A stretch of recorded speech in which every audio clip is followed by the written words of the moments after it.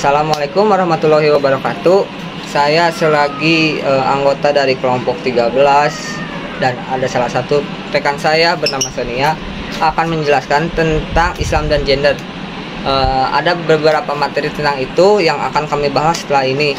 Pertama-tama, perkenalkan, nama saya Reddy Ripan dan tujuan saya membuat video ini untuk memperingati dan mengingatkan kepada teman-teman saya dan mungkin kepada seluruh umat muslim di dunia ini ya.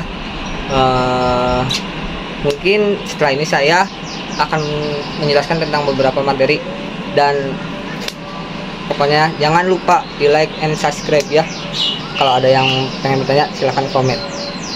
Assalamualaikum warahmatullahi wabarakatuh. Perkenalkan, nama saya Sonia Dila Apriliani. Saya akan membahas dua pokok bahasan mengenai fikih unisa dan juga perempuan dan pakaian. Gender adalah perbedaan yang tampak antara laki-laki dan perempuan bila dilihat secara tingkah laku dan pikiran. Sebelum mengenal lebih jauh, apa sih fikih unisa itu? Fikih unisa adalah fikih yang mempelajari tentang ibadah maupun muamalat perempuan, khususnya hukum darah perempuan dan juga cara berpakaian maupun berhijab yang baik bagi perempuan menurut Islam. Selanjutnya ada hukum darah perempuan. Hukum darah perempuan, saya akan membahas mengenai haid dan juga istihadah. Haid adalah darah yang keluar dari diri seorang wanita pada hari-hari tertentu. Lama waktu haid sekurang-kurangnya yaitu 3 hari 3 malam dan sebanyak-banyaknya yaitu 15 hari 15 malam. Kemudian ada waktu sedang haid yaitu 5 hari 5 malam. Jika lebih dari 10 hari atau lebih dari 15 hari 15 malam di waktu yang banyak, maka itu dihitung sebagai darah istihadah. Setelah kita mengetahui apa itu arti haid dan juga berapa lama waktu haid menurut Islam, apa sih amalan-amalan yang boleh dilakukan wanita haid? Yang pertama yaitu membaca Al-Quran. Wanita haid diperbolehkan untuk membaca Al-Quran, tetapi ada sebagian ulama juga yang mengatakan bahwa tidak boleh membaca Al-Quran dan tidak boleh menyentuh mushaf.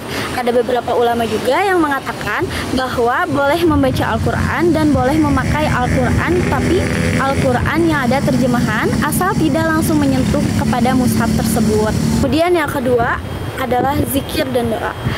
Wanita haid tidak melaksanakan ibadah-ibadah wajib seperti sholat dan puasa, maka wanita haid sangat dibolehkan dan sangat dianjurkan untuk memperbanyak zikir dan doa sebagaimana sabda Rasulullah. Terdapat hadis sahih dari Aisyah radhiyallahu anha, kana nabiyyu sallallahu alaihi wasallam yazkurullah ala kulli ahyani, bahwasanya Nabi berzikir kepada Allah di setiap keadaan. Hadis riwayat Muslim. Yang ketiga adalah mendatangi majelis ilmu yang diadakan selain di masjid. Ada beberapa ulama yang mengatakan bahwa wanita haid tidak diperbolehkan untuk memasuki masjid, dan juga ada beberapa para ulama yang mengatakan bahwa wanita haid diperbolehkan untuk masuk masjid dengan catatan tidak bocor. Kemudian yang keempat adalah sujud tilawah. Wanita haid diperbolehkan untuk sujud tilawah ketika membaca ayat sajadah di dalam Al-Quran. Kemudian yang terakhir adalah memotong kuku dan rambut.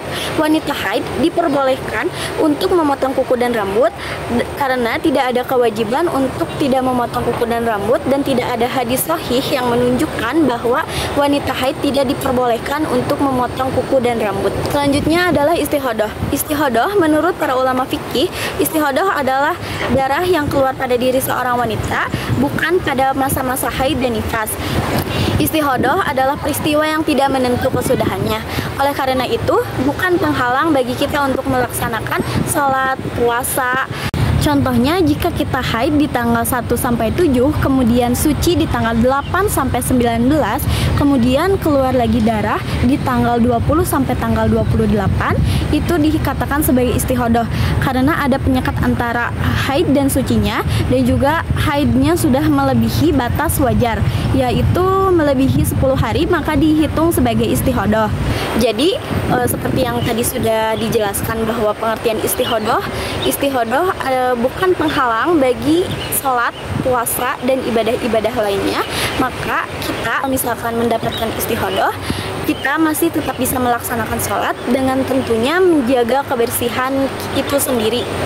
Jadi kita itu masih bisa melaksanakan sholat, melaksanakan puasa, bahkan emang sudah masa-masa wajib untuk melaksanakan sholat dan puasa karena itu bukan darah haid, dan darah istihadah ini diperbolehkan untuk sholat, puasa, dan juga ibadah-ibadah wajib yang biasa dilakukan ketika wanita suci.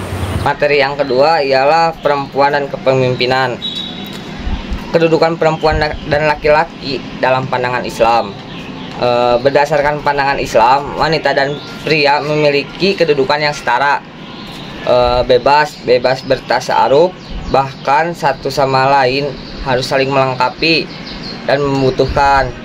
Hal ini diturut diterangkan dalam Al-Quran sebagaimana termaktub dalam surat An-Nisa ayat 1 yang berarti wahai manusia, bertakwalah kepada Tuhanmu yang telah menciptakan kamu dari diri yang satu, yaitu Adam, dan Allah menciptakan pasangannya, yaitu Hawa, dari dirinya, dan dari keduanya Allah memperkembangbiakan laki-laki dan perempuan yang banyak. Bisakah perempuan menjadi pemimpin? Perempuan identik dengan sosok yang lemah, emosional, baperan, dan lain-lain. Sedangkan laki-laki digambarkan sebagai sosok yang gagah, pemberani, bertanggung jawab, rasional, dan masih banyak lagi.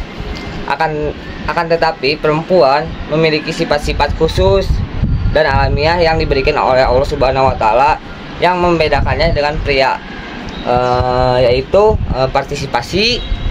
Yang kedua, memahami kebutuhan sesama perempuan.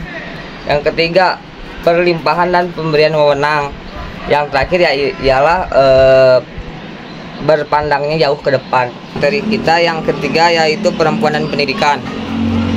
Kenapa perempuan harus mempunyai pendidikan tinggi menurut Islam? Yaitu pentingnya pendidikan bagi wanita karena seorang ibu adalah madrasah pertama untuk anak-anaknya dan akan menjadi pendidikan terbaik untuk anak dan keluarganya di masa yang akan datang ya. Faktor terhambatnya kaum perempuan untuk melanjutkan pendidikannya yaitu tentang kultur yang menomorduakan perempuan, terus lemahnya kesetaraan gender, dan sistem struktur sekolah kurang, dan yang terakhir ialah manajemen rumah tangga belum seimbang. Kemudian selanjutnya adalah perempuan dan pakaian. Dalil mengenai perintah berpakaian sesuai syariat Islam terdapat pada Al-Quran surat Al-A'raf ayat 26 yang berbunyi A'udzubillahi minasyaitonirrajim Ya bani azama qad anzalna alaikum libasan yuwari sawatikum warisya wa libasut taqwa zalika khair zalika min ayatillahi la'allahum yazakkarun, yang artinya, wahai anak cucu Adam, sesungguhnya kami telah menyediakan pakaian untuk menutupi auratmu dan untuk perhiasan bagimu, tetapi pakaian takwa itulah yang lebih baik. Demikianlah sebagian tanda-tanda kekuasaan Allah, mudah-mudahan mereka ingat. Ada berpakaian bagi wanita menurut Islam. Yang pertama adalah menutup aurat. Seperti yang sudah kita ketahui, menutup aurat bagi seorang muslim hukumnya adalah wajib. Seluruh tubuh wanita adalah aurat terkecuali wajah dan telapak tangan. Pakaian yang panjang dan kerudung yang menjuntai sampai menutupi dada adalah salah satu pakaian yang dianjurkan dalam Islam. Kemudian yang kedua adalah menghindari pakaian syurah. Pakaian syurah adalah pakaian yang dapat diartikan sebagai pakaian yang berlebih-lebihan atau pakaian yang terlalu menarik perhatian orang, baik itu terlalu mewah atau terlalu tidak layak pakai, ataupun pakaian yang tidak menyesuaikan dengan waktu dan tempat. Kemudian yang ketiga, tidak menyerupai pakaian laki-laki. Terdapat hadis-hadis yang menunjukkan larangan seorang wanita menyerupai laki-laki atau sebaliknya, tidak terbatas pada pakaian saja.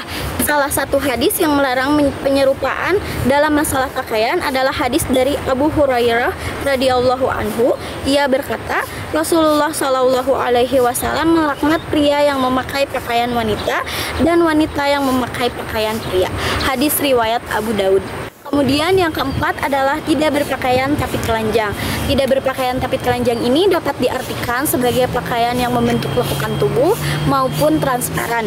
Tidak peduli dengan penyerupaan pakaian wanita dengan pakaian pria, asalkan tidak terawang maupun tidak ketat. Kemudian yang terakhir adalah memakai hijab sesuai syariat Islam. Seperti yang sudah kita ketahui tadi bahwa menutup aurat adalah wajib, maka menutup aurat sesuai syariat Islam juga sangat diwajibkan oleh Islam. Kedudukan wanita di dalam Islam sangat dijunjung tinggi oleh Allah Subhanahu wa taala. Sehingga cara berpakaian, cara bertingkah laku perempuannya pun diatur oleh Islam. Seperti yang sudah kita ketahui, ada kitab-kitab khusus perempuan seperti yang sudah tadi disebutkan, yaitu Fiqih Unisa. Sekian presentasi tugas pendidikan agama Islam yang dapat saya dan rekan saya sampaikan. Semoga ilmunya bermanfaat dan mohon maaf apabila ada kesalahan kata. Wassalamualaikum warahmatullahi wabarakatuh.